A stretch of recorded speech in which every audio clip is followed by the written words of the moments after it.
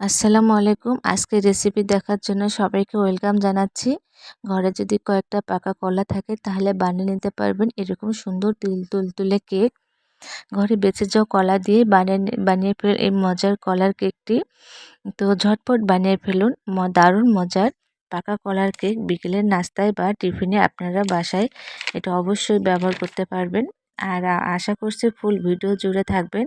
আর আমার full video দেখার জন্য আপনাদের রিকোয়েস্ট করতেছি। তো দেখতে পেলেন আমি এখানে 4টা কলা নিয়ে নিয়েছি, আপনারা কম বেশি করে নিতে পারেন। আর এখানে আমি একটা ডিম নিয়ে নিয়েছি, আপনারা ডিমের পরিমাণটা আরও একটু বাড়িয়ে নিলেও কোনো সমস্যা নেই। তো এখানে আমি দিয়ে দিচ্ছি ভ্যানিলা এসেন্স। যদি ভ্যানিলা এসেন্স না থাকে তো না দিবেন, কিন্তু আমি দিলাম একটু ফ্লেভারের জন্য। আর এখানে দিলাম আমি চকলেট কালার, এটাও অপশনাল, আপনারা যদি না চান তো না দিতে পারেন। এখানে আপনারা কোকো পাউডারটাও দিতে পারেন, তাহলে যে চকলেটের যে একটা কালার হয় সেই কালারটা চলে আসবে, ডার্ক কালারটা চলে আসবে। তো এভাবে আমি একটু মেখে নিলাম। আর এখানে আমি চিনি দিয়ে দিচ্ছি, আপনারা আপনাদের স্বাদ মতো চিনিটা দিয়ে দিবেন। আর পাকা কলায় কিন্তু অনেক মিষ্টি থাকে, সেই হিসাবে আপনারা চিনিটা দিয়ে দিবেন। তো চিনিটা দেওয়ার পরে আমি আর একটু মেখে নিচ্ছি। আপনারা কলাটা যদি আধ ভাঙ্গা করতে চান তো সেভাবেও করতে পারেন। আধ ভাঙ্গা কলা তো কিন্তু অনেক মজা লাগে। তো আর এখানে আমি দিয়ে দিচ্ছি হাফ কাপের একটু কম তেল। রান্নার যে রেগুলার তেল থাকে সে তেলটা দিলেই হবে। তো এখানে আমি একটা বলে নিয়ে নিচ্ছি, তাহলে মাখার একটু সুবিধা হবে। তো এখানে আমি সবগুলো ব্যাটারটা নিয়ে নিলাম। নেওয়ার পরে আমি ময়দা দিয়ে দিচ্ছি। আমি এখানে 1.5 কাপের মতো ময়দা নিয়েছি।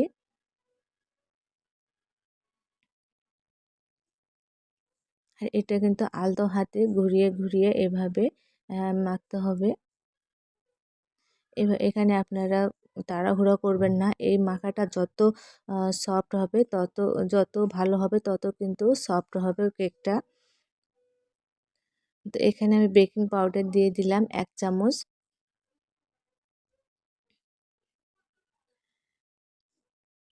দিয়ে এটা কিন্তু আলতো করে আপনারা মাখবেন। তো দেখতে পাচ্ছেন এরকম একটা ব্যাটার তৈরি হয়েছে। আর এখানে আমি বাদাম দিয়ে দিলাম। আপনারা এখানে খেজুর, কিশমিশ বা আরও যে কোনো ড্রাই ফ্রুট থাকে সেই ড্রাই ফ্রুটগুলো নিয়ে নিতে পারেন। আর এখানে আমি একটা বাটি নিয়ে নিয়েছি, আপনারা কেকের যে মোল্ডগুলো থাকে সেগুলোতেও করে নিতে পারবেন।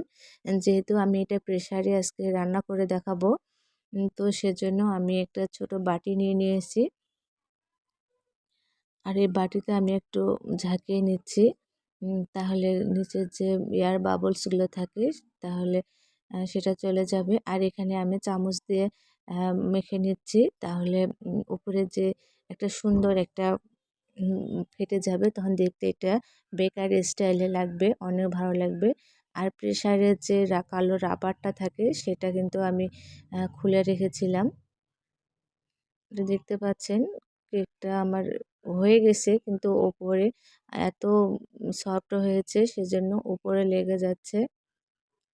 দেখতে পাচ্ছেন ও আর কিন্তু লাগতেছে না, উপরে এতটা ঝুরঝুরে হয়ে গেছে, সেজন্য ওটা চামচে লাগতেছিল। তো আমার কেকটা হয়ে গেছে। তো আমি আপনাদের আরও একটু দেখাচ্ছি। দেখতে পাচ্ছেন পুরো কেকটা কিন্তু আমার হয়ে গেছে। আর উপরেও কিন্তু কত সুন্দর একটা ফাটা ফাটা ভাব চলে আসছে। আর দেখতেও কিন্তু মাশাআল্লাহ অনেক সুন্দর হয়েছে। তো এখানে আমি ঠান্ডা করে তারপর আপনাদের দেখাচ্ছি। আর আমি একটা নাইফ দিয়ে এভাবে চতুর্দিকে একটু কেটে নিচ্ছি, তাহলে এটা ওঠাতে একটু সুবিধা হবে। তারপরে আমি একটা প্লেটে নিয়ে নিচ্ছি। তারপরে আমি আপনাদের এটা কেটে তারপরে দেখাবো।